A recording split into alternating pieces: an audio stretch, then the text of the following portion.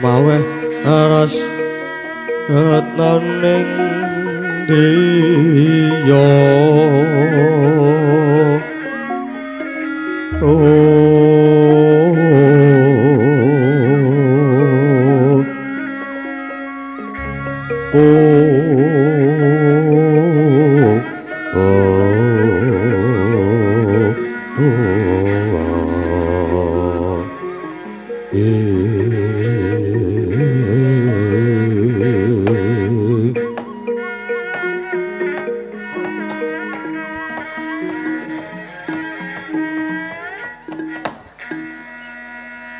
Duh Kanjeng Hyang, mugi andadosna ing kauningan pramila ingkang wayah daya-daya amandha rawuhipun Kanjeng Hyang Bisma wonten negari Ngastina wri. Ingkang wigati kula badhe nyuwun panglimbang lan pamanggih saking paduka Kanjeng Hyang. Awit miturut pawarta kang pinantuk ing karna kalenggan menika Kanjeng Bibi Dewi Kundi nedhengipun tarak brata Sekung Semedi angenengaken cipta wonten madyaning wana madyaning wana Minangsraya inggih Sitra Ganda Mayit. Pawarta ingkang kula tampi Kanjeng Bibi Kunti namung napaken para Pandhawa murih saged dipununggul madyaning perang Baratayuda Jaya Winangun. Kanjeng Hyang, kuwatosing manah kula menawi ngantos kasembadan menawi ingkang dados panjangkanipun Kanjeng Bibi Kunti boten wurunga para Kurawa badhe tumpes. Awit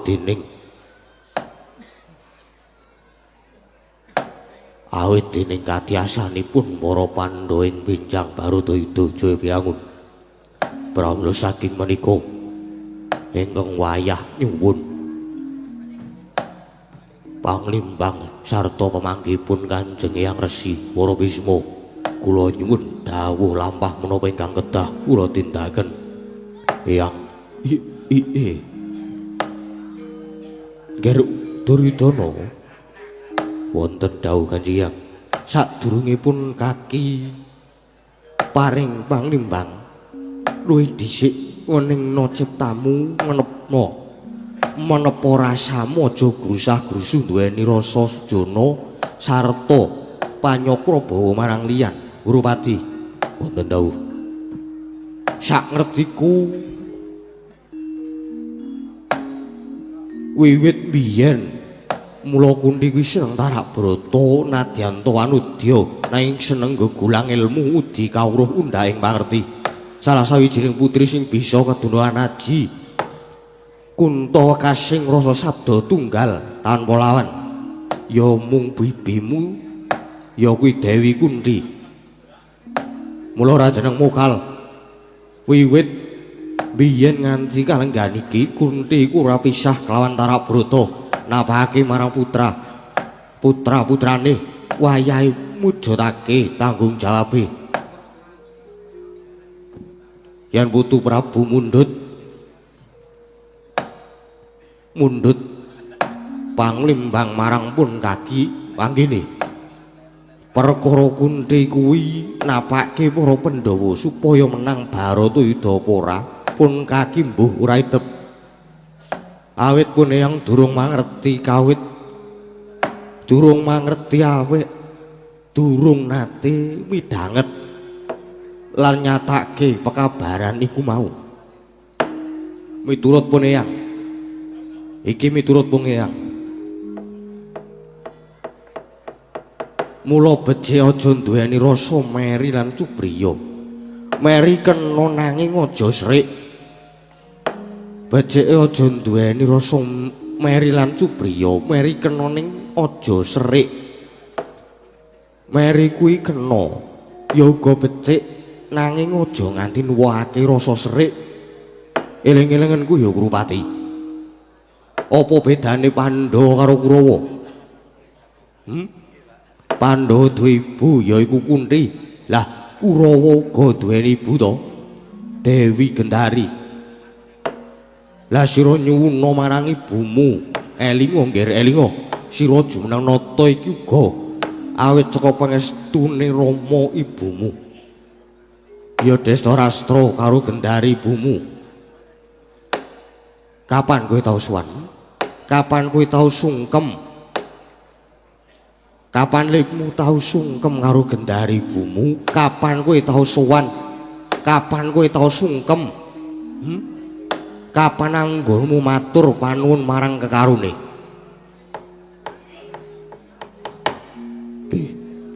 nggih Bandura kula wonten dawuh saiki genti sliramu gagih paring dawuh gagih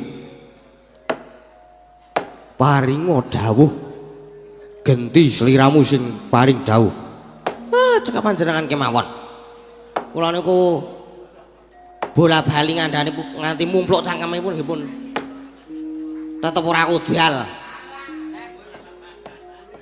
nganti serak-serak kaya mangkene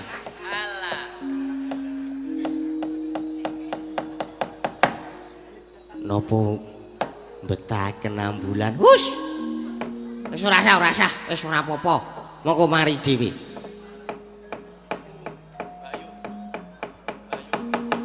ora mangkono Durna ora mangkono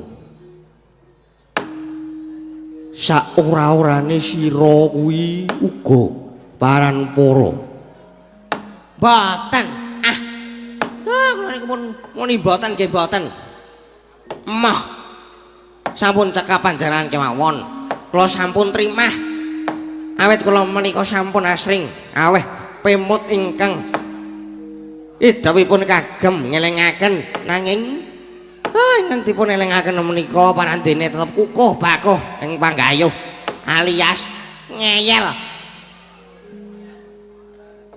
niku mila menika sejatosipun kula sampun males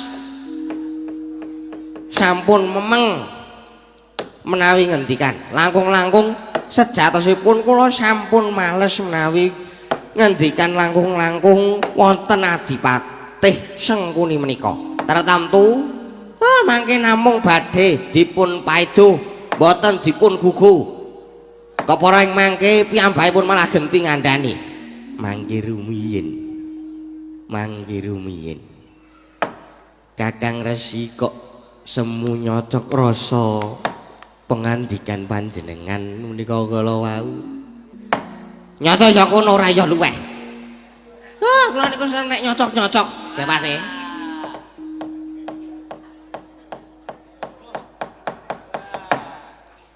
wah iki Durnane wis ora sehat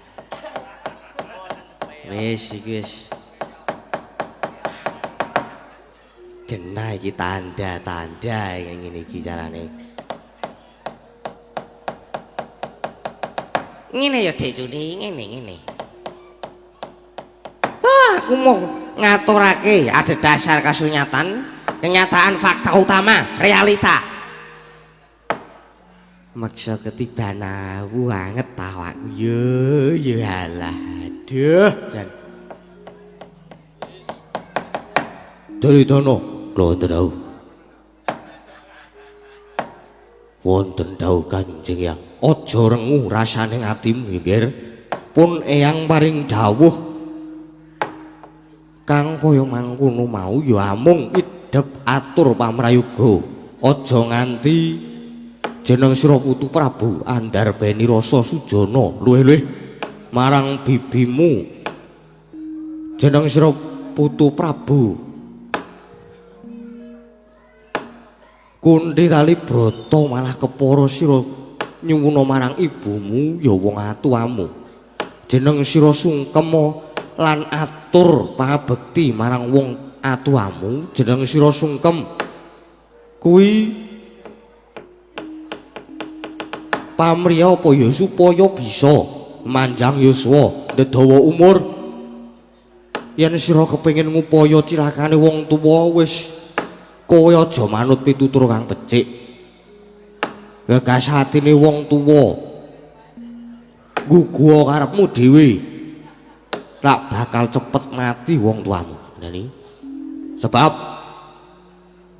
kala mangsane wong kuwi yen wis antuk kamulyan panguwasa kamukten banjur lali marang Purwadasina ya mula bukane mongko nyatane anak kuwi duweni sumpah marang wong tuwa yaku mikul dhuwur mendem jero tegese punjuan anak marang wong atuwa iku dudu wujuding dedharane capa dene unjukan kang mirasa nanging babuden kang utama arepa saben dinane wong atuwamu mbok punjung dedharan kelawan unjukan mirasa sawangen kang endah apa dene bondo donya kang ora sithik cacahe lamun to pokal pakarti anak iku nungsang pulang dugal ora cetha luweh nalisir sekos bebener ya kuwi kang bakal dadi neraki wong atuamu bakal loro-loro rasane mula ibarate wong tuwa kelawan anak iku kaya dene mripat kelawan jejempolaning sikil yen to jempol sikil kesandung ngrasake lara samengko mripat uga bakal mbrebes mili melu ngrasake kosok baline yen mripati sing keculek apa ya jempol sikil bakal meru krasa napa malih nalikane mripat kecipratan kuah mie ayam pedes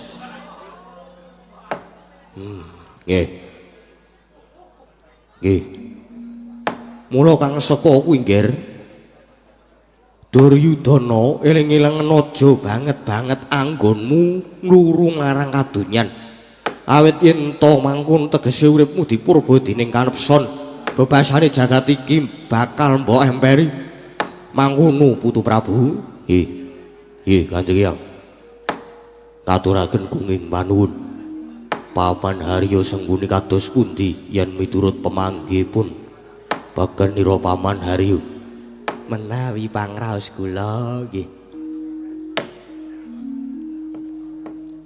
pangestu kalih wong tuwa niku kok malah kurang trep tenan ora tenan apa ora kuwi ngandel napa mboten senengane gawe acara dhewe patih kok unik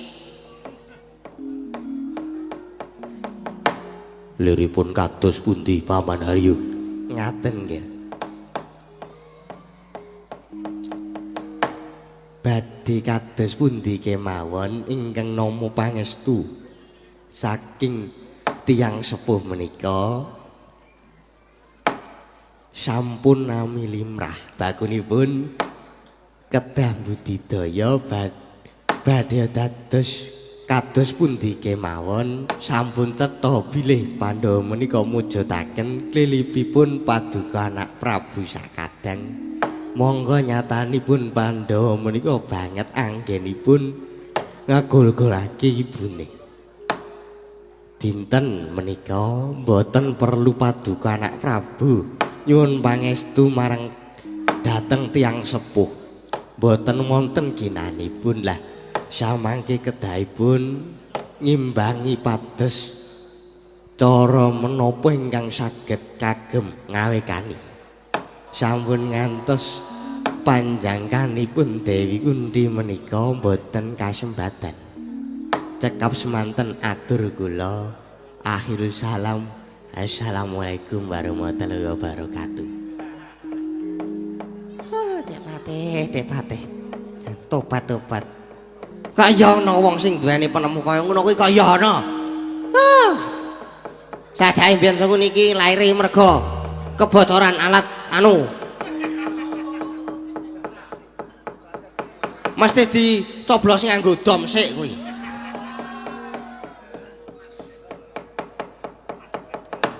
Mulai ya dadine kaya ngono kuwi pakartine. Kakang Durna, pripun Dewati? Wong kuwi duweni adeg-adeg utawa pepagem dewi-dewi.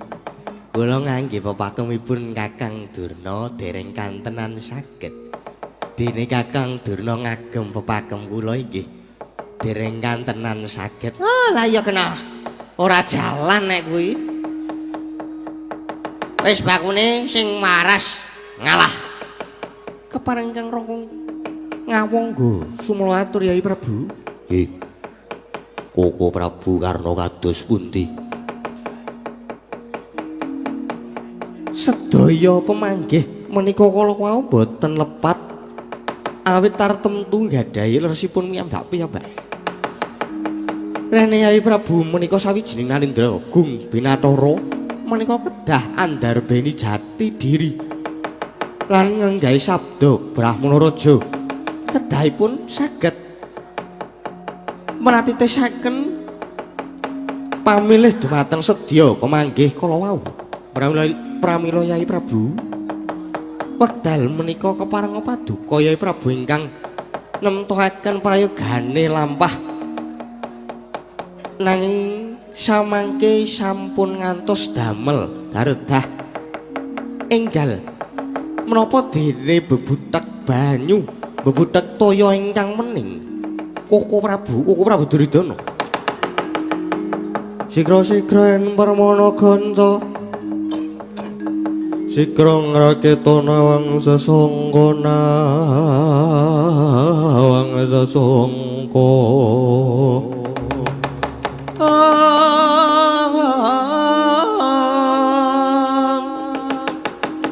Kang lenggeng Sri Nalendra ambek kemaro sing sang katriku molong mangrempak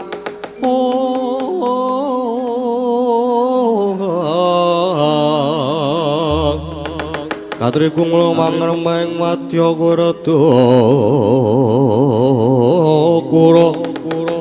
kura reka giri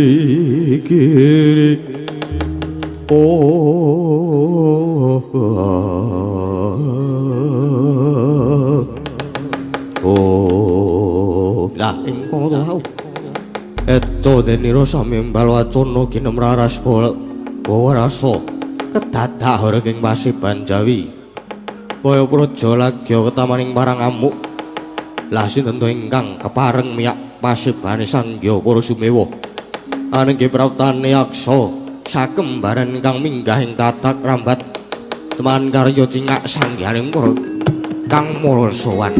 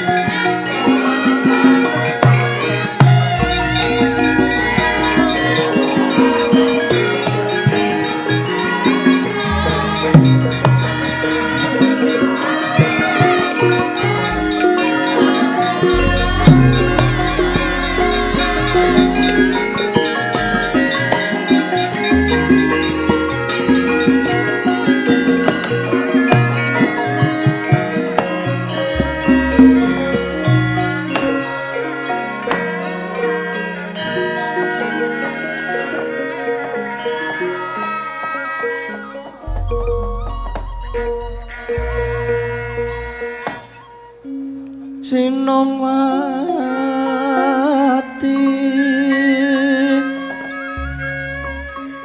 Sinongwati jagat kinari hamo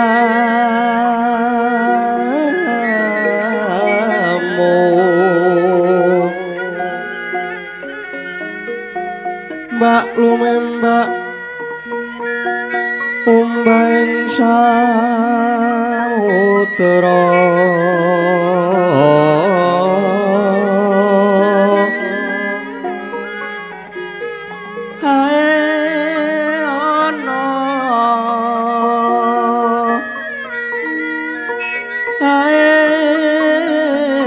ono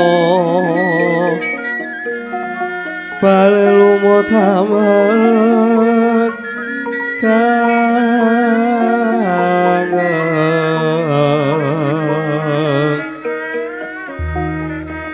ai to den jengan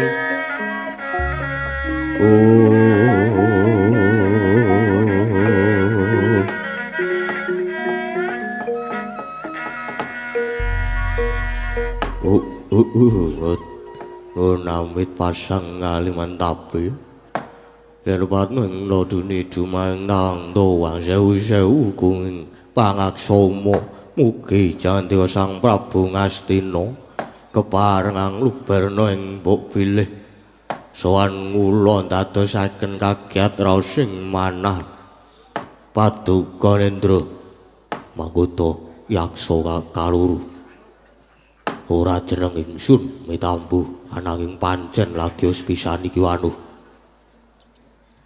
mara ingsun bakal pitakon sira sakloro niku sapa kang dadi aranira lan ngendi ingkang pinangka nun kepareng matur persajan kemawon kula kekalih menika yaksa ingkang bebasan kandhang langit kemuln wega tanpa dongko lan tanpa pinangka dening kang sudi mestani kula pun Kalandaya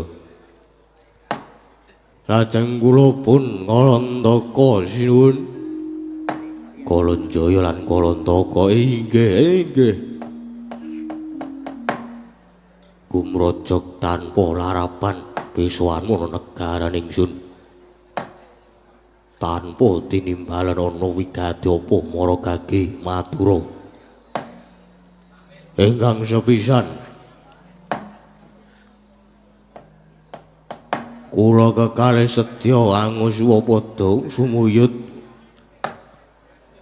ngrumetaken kekadangan ngempeke wonten ngarsa dalem paduka Hendra mugi paduka kepareng namping reh pasuitan kula Nok inggih siun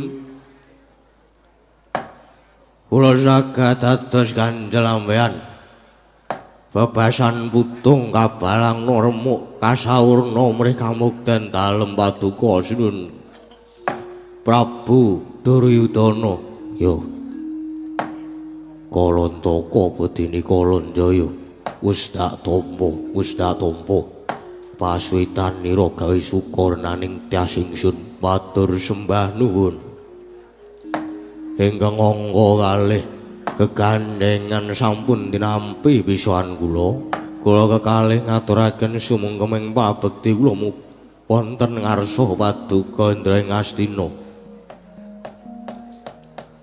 yo tak tampa gawe gedene ati ingsun tiba padha-padha Dungkap triwigati sowan kula ing mriki sejatosipun badhe ngupaya sarana murih sagedipun kula sakloron menika rinuwat saking wujud yaksa wangsul dhateng wujud manungsa limrah lire kepiye dene sira Kalanjana lan Kalandaka darbi sedya ngupaya pangruwatan inggih siun rumiyin menika kula kekalih sejatosipun nggih manungsa limrah ananging awit nandang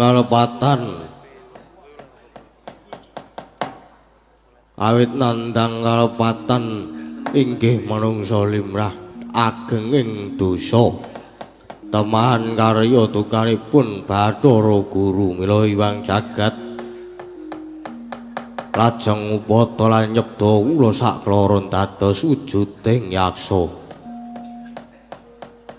lah sagedipun mala punika kabarat nyuwun inggih sarana rinuwat dening kawruh sastra Jendra Hayuningrat pangruwating Deyu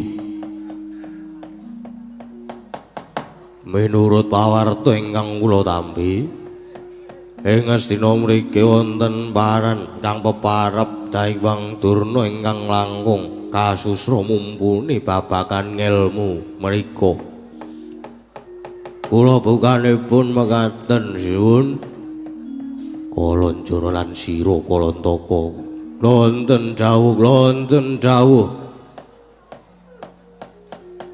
ora gampang wong bakal ngayom Puruhita ana ngersane Begawan Durna luwe-luwe sira bakal ngupaya wedharan kawruh sastra Jendra Hayuningrat pangruwating Deyu awit Bapa Durna iku minangka gurune wong Astina iki ing dina iki kowe karone kena suwida ngarsane Bapa Durna lan lamun to bisa kasembadan minangkani apa kang dadi patembayan ingsun wadhah sinuwun nadyan ora kados menapa nedya badhe kula lampahi lajeng menapa ingkang dados dawuh paduka sinuwun ing Astina kepareng kawedarna lamun to sira bisa cilik ngendhangake gedene bisa mateni salah sawijine wanudya kang lagi membangun tapa brata ana sajroning alas Gendayana ya ana ing alas Gandalungayit kang aran Dewi Kunthi samengko bakal ingsun keparengake lan ingsun larapake ana ngersane Bapa Durna lah dalah rawita namung sawijining putri samangke tartemtu kampil anggenipun merjaya menapa malih namung ngendhangaken awit tiyang putri menika bebasan kabotan rikma mewah karo betan nyamping aja gampangake marang perkara kang durung kelakon awit Dewi Kunthi iku minangka ibune para Pandhawa lamun to samengkono lan tantrimane para Pandhawa ingsun kang sedya ngadepi sartane para kadang sata Kurawa bakune ing wektu dina iki sira kekarone bisa mateni Bibi Kunthi Talibrata syukur bage yen to bisa mateni sak Pandhawane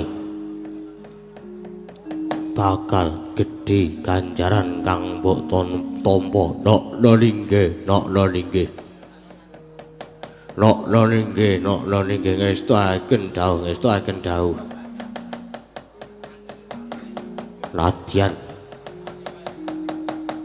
Nadyan aurat kados menapa sedya badhe kula tindakaken dawuh paduka sinuwun ingsun Ranggal Puja Raharja muga sira sakloron lebda ing karya budhal dina iki uga inggih ngestakaken dawuh Bawa Prabu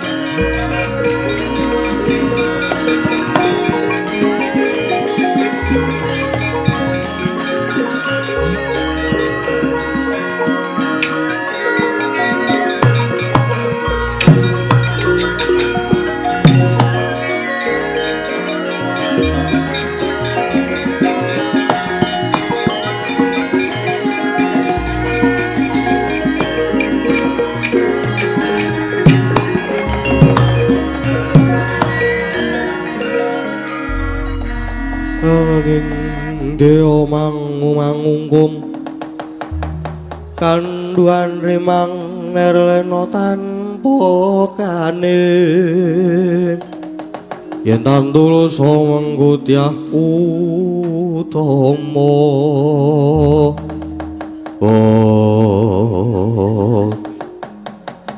punten dalem sewu Yai Prabu kepareng ingkang raka ngawungga nyuwun wekdal sawetawis pun raka badhe matur nggih sumangga Prabu nyuwun gunging pangapunten kalenggan menika kula nembe mangertos sejatinipun watak mantu miwah pambeganipun Nyai Prabu Duryudana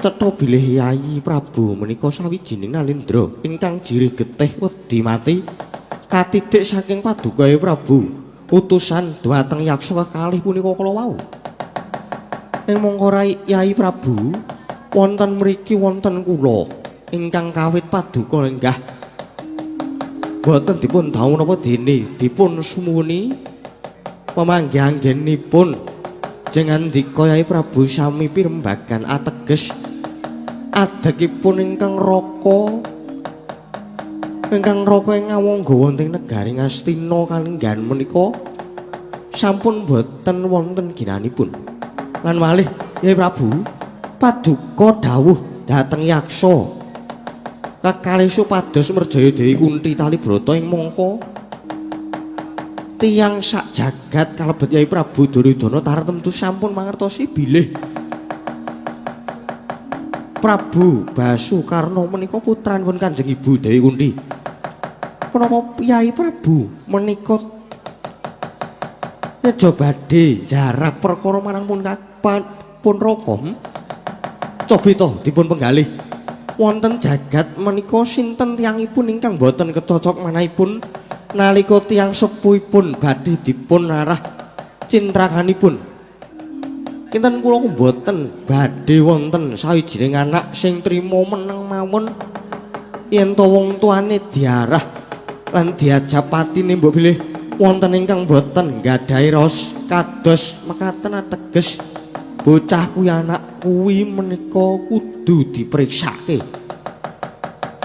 Mangirin ku Prabu menapa kintenipun Bibi Kunthi menika purun ngakoni putra dhateng Prabu Karna perkawis Kanjeng Ibu Dewi Kunthi menika badhe ngaku walaka bilih Karna punika putranipun menapa dene boten menika perkawis kula piyambak sanes perkawis Yai Prabu Duryudana lajeng keparingipun Koko Prabu ngawangga kados pundi sampun Yai menawi to samangke Kanjeng Ibu Dewi Kunthi kelampahan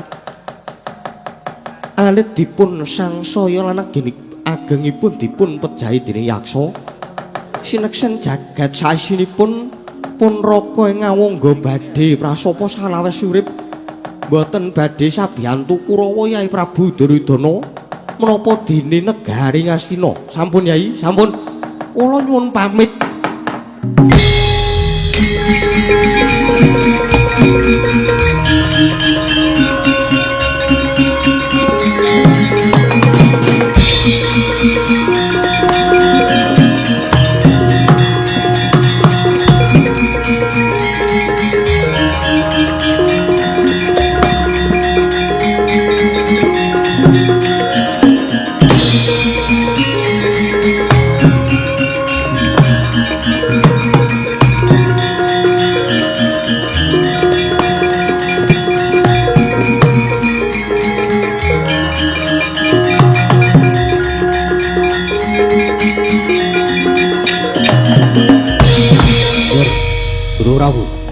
Putu Prabu Duryudana ana ngarep maupun kaki wis paring pangandikan kang akeh-akeh nanging iku mau kabeh seklimah wae tanpa ana kang mbok candhi.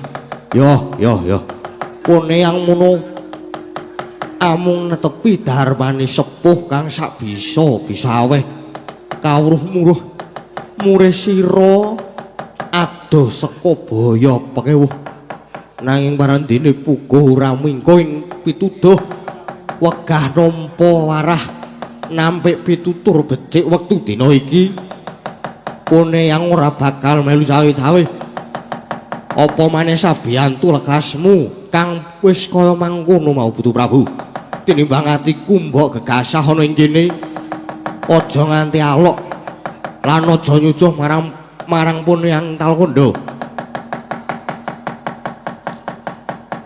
yen tono hukum karma kang besok tumama marang sliramu pun eyang jaluk pamit baling Talkondo kir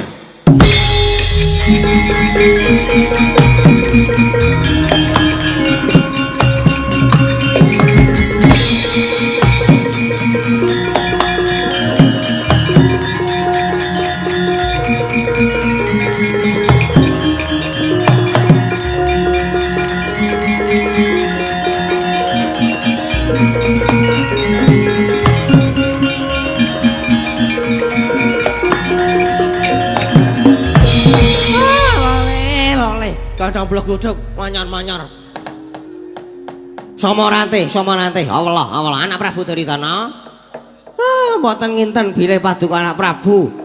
Wekasanipun damel dukanipun wini sepuh lan para kadang sepuh. Pun Bapa Sukalima minangka gurune para Kurawa ugi sampun rumaos mboten kirang-kirang malih anggenipun badhe anggenipun paring pedharan ngilmu ingkang tumuju dhateng kautamanan kabecikan. Parandene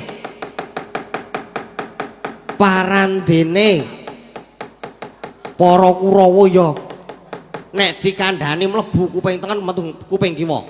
Ana sing metu ngisor barang.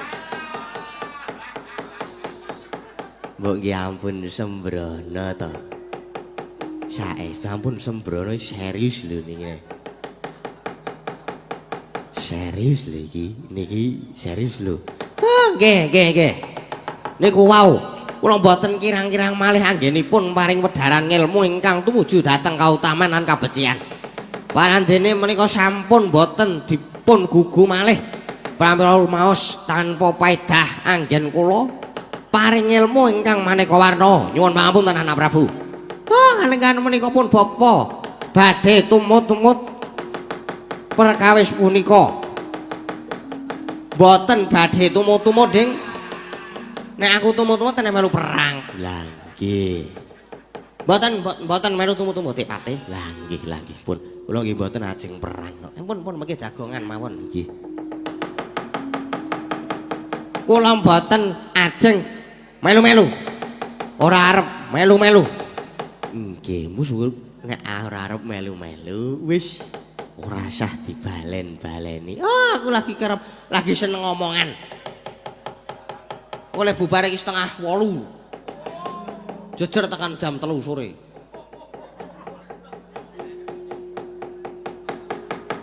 Nggih alon-alon bae le maca.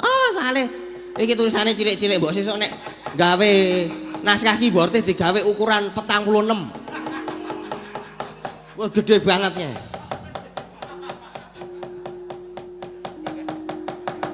Malah kaya nek cah TK ajar alfabet kae. Bukune gede-gede isine angger dibuka isi A, terus dibuka meneh B. Ngaten niku malah gampang dipahami. Nggih, pun. Nah niku wau, parandene menika sampun mboten dipun gugu. Pun Bapak ing Sukalima mboten badhe tumut-tumut perkawis menika. Mangke mundhak malah kasempyoke ngaradan tinarkot bilih sawijining goreng kang ban cindhe ban siradan mboten saged nedahaken margi kang nuju ing kautaman awit pendolan kula menika sedaya anak murid kula pun bebasan tunggak dadap ora melu nggarap tunggak waru ora melu-melu pun bapa pamit wangsul dhateng Sukalima kene.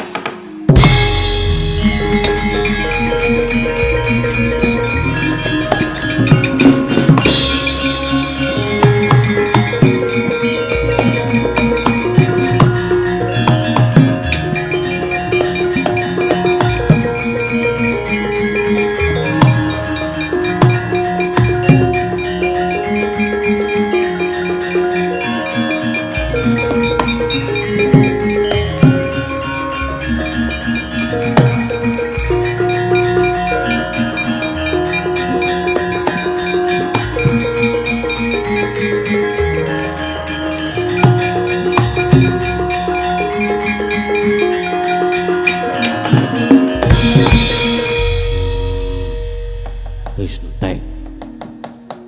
Wis entek Gusis padha mingkat kabeh. Paman Haryo Sengguni menapa pekanira paman ugi badhe pamit nilar pasewakan. Mboten kok.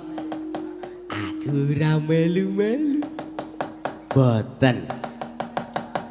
Kula tak ten mriki kemawon. Kok lunga niku nggih ajeng ten pundi wong leku ngomah nggih pun mboten wonten napa-napa. Lah wong nggih bojo mawon sakniki nggih mboten ten ngomah. Napa ajeng marani bojone wong?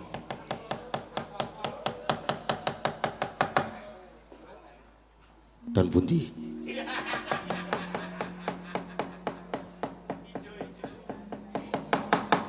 Mboten pun mboten sah diteruske mengke ndak saya gambleh. Mengke lek gambleh ten limbukan. Nggih. Ngaten niku wau nggih. Banjur wekdal punika kedah kados pundi Paman Haryo. Sedaya pepunden pinesepuh sampun sami nilar pasewakan. Menawa kados pundi Paman Haryo? Lah menawi ngaten lak nggih limbukan mawon to. Niku lho. Suka parisuka. Pados kegiatan ingkang marai bagya.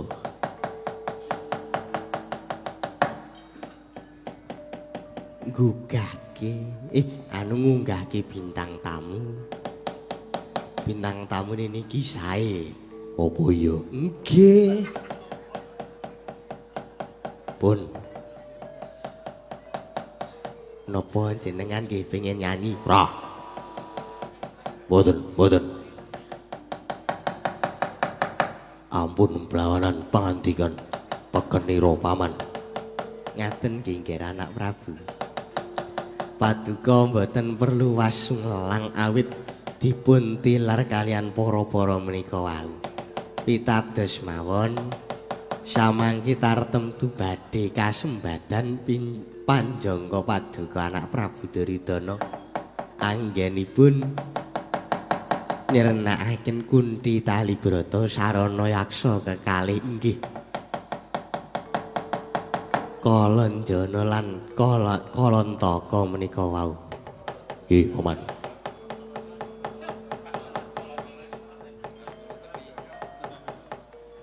Kalanjana menika lak nggih suket. Kalanjana menika lak nggih suket. Ya apa ora? Nggih.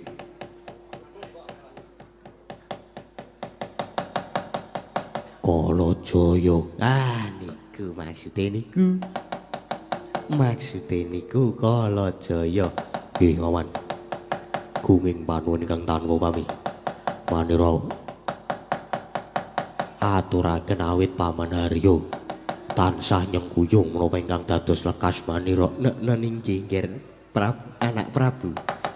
Lajeng keparengipun kados pundi? Sinten samangke? Paman Haryo supados bidhalaken Sangya Para Kadang Kurawa tumuju ing wana Rendayana inggih. Wonten Sitra Ganda lumayit kenen memanui lampahipun Kalajaya lan Kalantaka. Nggih terang terwaca dawuh timbalanipun anak Prabu Duryudana. Kepareng ingkang Bapa Kepati nyuwun pamit madal pasilan Paman Haryo. Sampun ngantos pegating penggalih para wadya ingkang balabak tumuli budalna Pawan Patih.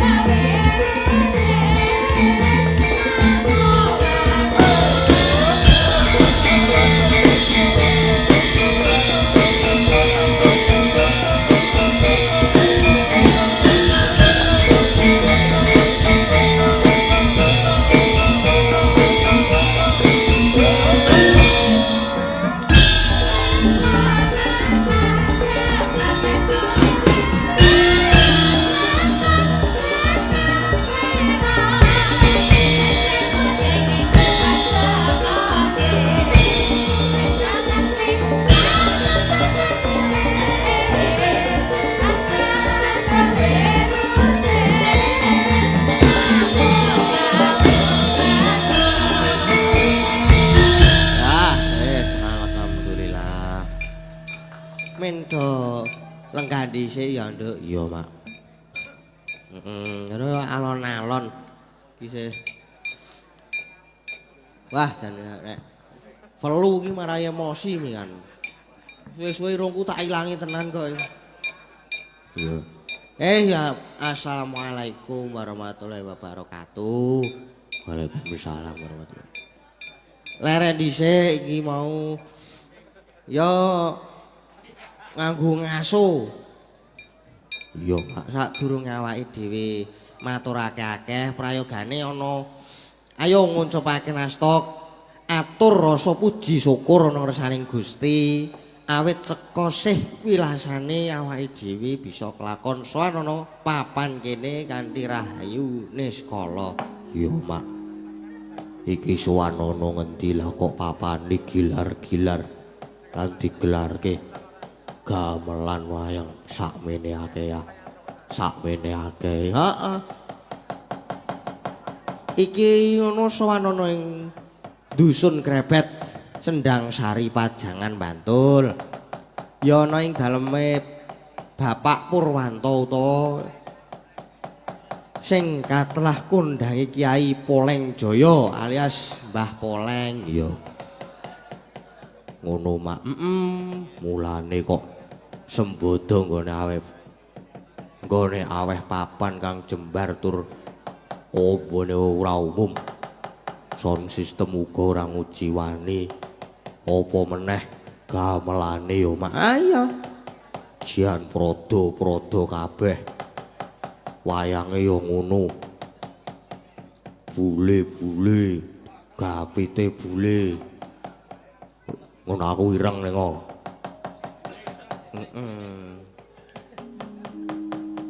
Gamelane yo prunggu kabeh. Balungane jan elok. Nduk. Ning ya mbok iki ya balungan demung saron anyar iki wis lunas apa urung ki ya ora ngerti. Ya ora ngono kuwi, Mak. Mestine rak ya wis beres.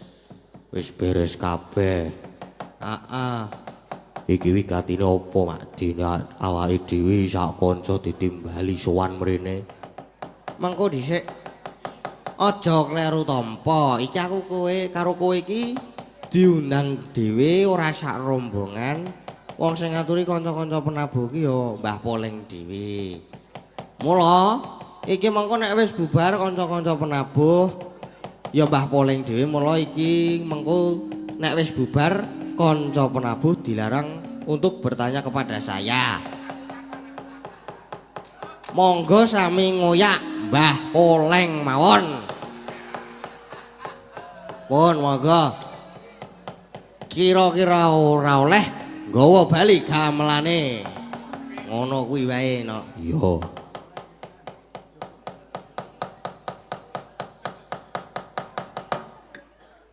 Sing menang ndak bulet cacake no. Mulane terus panjenengane sing ngaturi marang kanca-kanca pengrawit warga laras. Merga ya sapa to sing ora kenal karo panjenengane Mbah Poleng. Dasare priyaine gagah tur cendik. Gagah tur cendik iki kepiye? Ya tegese iki gagah ning cendik. Ngono, Mak. Brengose wah jan kandel sisih. Jenggote iso tekan ngisor. Iya. Wah, jan pokoke nganti kaya pendhita prindapan.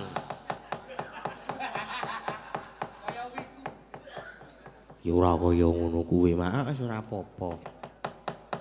Iki adicara apa iki, Mak? Iki adicara tasyakuran. Walimatul khitan utawa supitan, no. Lah sing disupitke sapa? Lho. Lah apa kowe iki durung ngerti? Sing disupitke sapa iki kowe durung ngerti? Lah ya durung, Mak. Iki nyupitke Mbah Poleng sing kaping 4. Dadi iki wis supitane Mbah Poleng sing kaping 4. Mung karo di ben dadi Poleng. Dikothak-kothak kae lho. Iya. Apik iki. Aku ki munggah panggung karo langsung mlebu mobil aku ndak diantemi karo Mbah Poleng. Ya ora, Mak, ora. Heeh. Nek jarene ya ora kok aku iki arep bahas mau supitan ping 4 mau lho. Ya terusno piye? Le supit ping 4 lah kok akeh men bola bali. Nek jarene mergo kurang bois no. Goleki boise. Mula iki nganti bola bali. Nah, gandeng wis ping 4 saiki wis entek tugel kepok. Ben panjenengane ora sing-sing. Mergo saiki ya wis lekas nyimpeni nomere sinden nom kuwi lho, Nok. Apa iya? Ora percaya kowe iki. Senengane jebul yo. Jebul Mbah Poleng ki yo nakal yo, Mak. Alah. Yo ora kuwi kabeh yo ming guyon. Nah, terus nek kalenggan iki Mbah Poleng duweni hajat yaiku nyupetake putrane ya kuwi Mas Farel. Banjur pangajab lan dongamu kanggo putra sing disupitke kuwi apa, Mak? Ya muga-muga Dek Farel sawise disupitake samengko bisa dadi putra sing pinter, sing soleh, bisa lancar sekolahe, mbangun miturut marang wong tuane, bisa piguna tumraping bebrayan agung, bebasan bisa mikul dhuwur mendem jero marang asmani wong tuwa. Ngono kuwi, Mak. Ya, Mak, amin. Pokoke gunging panuwun muga katur dhumateng para lenggah sami ingkang sampun kasdu nglodhangaken wekdalipun sungkem bekti katur uga dhumateng para sesepuh pinisepuh ing mriki lan dhumateng sedaya kemawon ingkang sampun nyengkuyung lumampahipun pahargyan menapa dene hajatipun Mbah Purwanto Poleng menika. Iya, Mak. Sak banjure? Ya sak banjure kepiye? Gandeng wigatin acara bengi iki wis diaturake kabeh. Saiki karile seneng-seneng. Le tetembangan sawetara ya, Mak. Kanggo ngelipur sagung kang padha lenggah. Iya. Dina iki nganggo bintang tamu ora? Nganggo ana bintang tamu. Denok Tatin karo ya siki meneh. Iya mau ora ya dijumenengke main gayeng saka Mas Gareng riyen. Sepote nderek kanca-kanca, monggo sepote kanca-kanca.